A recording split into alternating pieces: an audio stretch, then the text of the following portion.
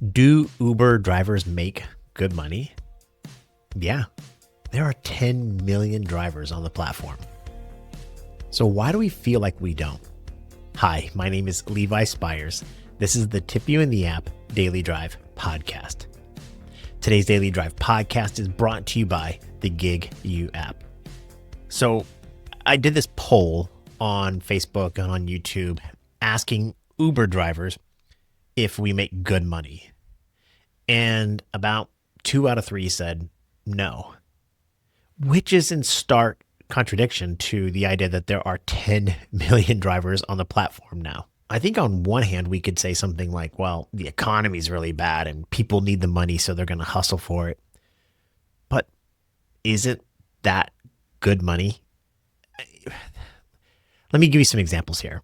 I had a phone conversation with him. This is going to be a podcast for another day, but he showed me the receipts. He's generated over $1.4 million in earnings over the last 6 years. He's bringing home cash in profit well into the 6 figures every single year. Good money, right? That's good money. We could justify it saying, well, he drives in a bigger city, or he is driving the super late night shift, or he's driving many hours, or whatever it is, but that's good money. Let me tell you how I know it's good money. And $1 million is $1 million, but he told me it was good money. Last year on Halloween, I earned well over $800 on a 12-hour shift Uber driving. And it was almost all UberX. I've also had $4 fares, $1 fares, 1 cent tips. Those can be really frustrating. It's the same platform, Uber, and we can do this for DoorDash or Lyft or Instacart. It doesn't really matter. It's the same platform, and there are drivers that are making a lot of money, and there are drivers that are making less. And we see it on our own shifts. We'll go out as a driver and we'll see really great offers, the cherries, and we'll see a lot of really bad offers. And I think what it comes down to is this idea of perspective. A couple of weeks ago, or a couple of days ago, I made a podcast about I really dislike the idea of it depends, because it's typically used as a way to shift from an honest conversation about something. I'll ask, should we go to the moon? Well, it depends. Or this question is definitely one that sparks that answer. Do Uber drivers make good money? And I think it depends on what each one of us individually thinks is good money. Uber drivers around the United States and around the world that need $100 on a weekend night can go out and drive 4, 5, 6 hours and bring home $100 in cash after they pay for gas. And they think that is good money. I'll see an Uber Black driver in Los Angeles, and this person is going to bring home $3,500 every single week in revenue. And they would think $100 on a weekend night is bad money. I live in a very affordable place in upstate New York. Everything for me is relatively cheap as opposed to like somebody who lives in Midtown Manhattan. I have a very cheap life, so I don't need a lot of money. Uber is good money for me if I need money right away. I can turn it on and go work. Uber is good money because it fills in the gaps of other sources of income that I don't have. Halloween night when I worked for 12 hours and I made $800 in revenue. And I'm like, that's good money. So why is this disparity? Because if there's 10 million drivers, I make good money when I want to make it. There's this driver out there who's generated $1.4 million.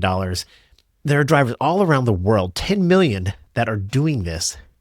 Why is it that we feel we're not making good money?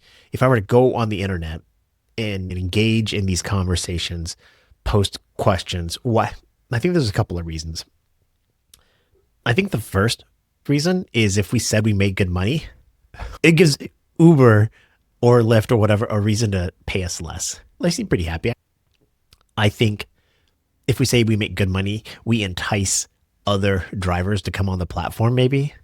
We don't want them to, we got to make it look like it's hell on earth, because the last thing we need is more drivers on the platform. I think another reason why, though, is that it's just the loudest voices, the complaints. The bad news is better than good news. The idea that if it bleeds, it leads. I'm in the business of content creation. And I know if I were to take a picture of a very low offer and post it on Reddit, it would get a lot more clicks and a lot more views than if I post, hey, look at this ride I made. I feel pretty happy about this. It's easy to complain. But I think the most important thing is perspective. This idea that I've got my stuff together, but my neighbors, they don't.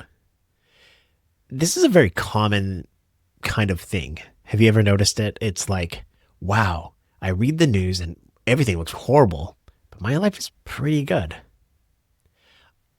And so we judge the world looking through the lens of the clickbait nature of the social media internet, where if it looks horrible, we're going to watch it. If it looks like, oh my God, it's bad news, we're going to click on that, not the good news. And so we're getting this bias. We're building this bias in our own sphere of drivers that prevents us from seeing the potential good that's out there. Now, I'm not going to tell you Uber is perfect. I've got a lot to complain about. You've got a lot to complain about. It is frustrating, Uber's customer service, sometimes the lowball offers, how they let so many drivers on the platform. There's a lot of reasons to complain. But I don't think Uber cares. And I can't control Uber. You can't control Uber. I know there are people like, well, let's join and form a union. Let's band together. And that kind of defeats the purpose of being an independent contractor and having control over my own life, relinquishing control to the union. Some people are like, let's go to the government and petition the government. Why isn't the government solving this? And it's like, this is your problem. This is my problem. We're individuals. We're humans. We have agency. Take control of our own lives. We have agency. We have the choice to do what we want to do. And I find myself complaining. I have my group of Facebook friends that I go, oh, look at this. And I like to complain. And then there's a water cooler aspect to it also. It's kind of fun. It's like, oh my gosh, and kind of laugh it off a little bit. But why would we do something? Why would 10 million people do this if they all hated it? I think it's the right job at the right time. Most Uber drivers need a little bit of money. They need a little bit of money. Maybe they need a lot, but they need a little bit of money. They've exhausted other means. They're working a full-time job and they don't have the flexibility in their schedule to do another job. But Uber squeezes right in there, doesn't it? Gig work, Lyft, DoorDash, whatever, it kind of squeezes right in there. And I can't compare it to my full-time job because I make more money in my full-time job. I make $50,000, $60,000, $70,000 a year. But that extra $100 helps so much.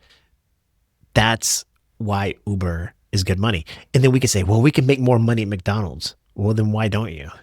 You know why you don't go to work at McDonald's. You pick Uber. You probably make more money. But even if you didn't, McDonald's controls your schedule. You smell like French fries. That's physically hard work compared to getting in your car, turning it on, and taking a couple of rides and bringing home $50, $100. Yeah, for sure.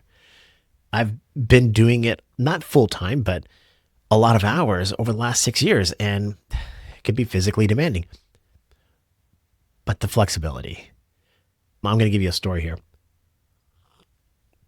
Yesterday, I went to Planet Fitness, one I never really go to. I just my last Uber ride kind of ended up over in that part of the city of Syracuse. I went into that Planet Fitness and I get on the treadmill. I'm wearing my coat and my blue jeans and I'm like just walking.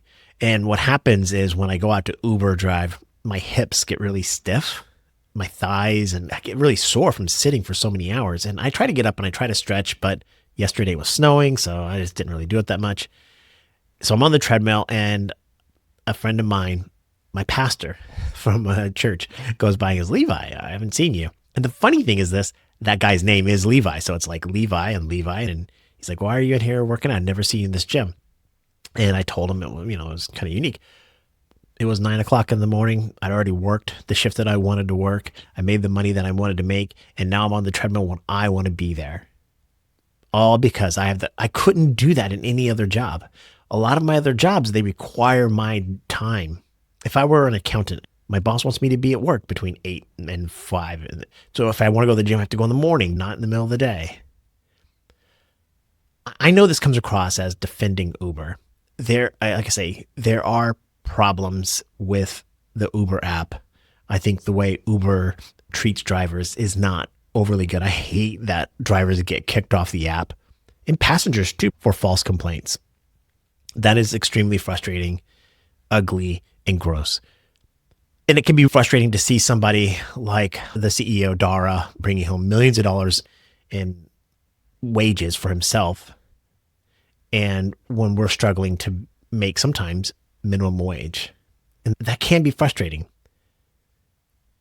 All I'm saying is that you and I'm taking control of my life, agency. I'm not gonna do a job that I don't want to do. So for me, Uber is working out. Doesn't mean it pays me the best money I've ever made. It pays me the money that I expect in the way that I want to make it. And I'm okay with that. If you want to get rich, maybe Uber isn't the right gig for you. Maybe become a doctor, become a lawyer, choose that profession. And I know it comes across preachy, and I'm not trying to do that.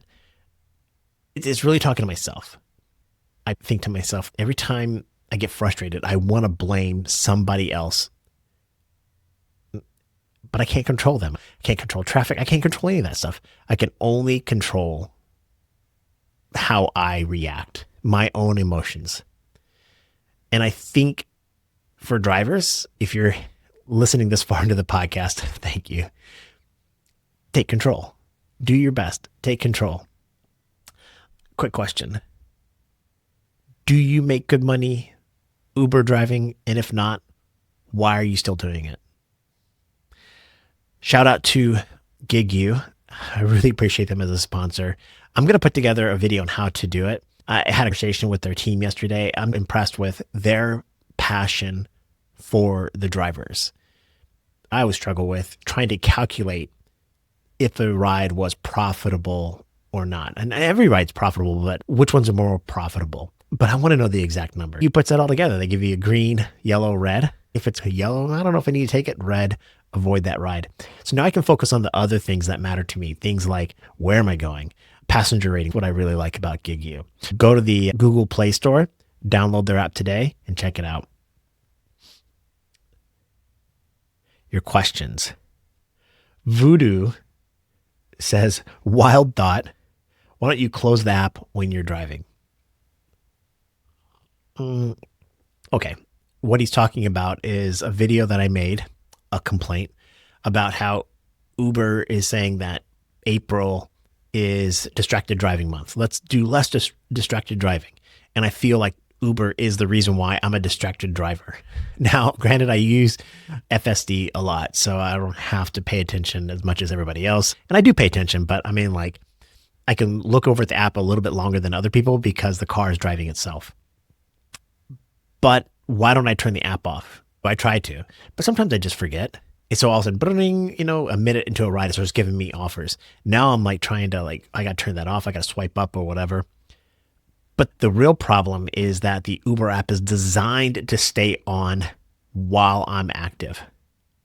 So I have to manipulate the app. I have to say, turn it off. And they should design the app to not give us rides in the middle of another ride.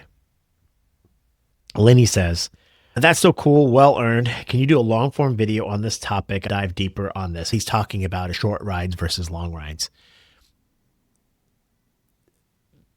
The reason why a short ride pays better than a long ride is that a short ride has a minimum fare.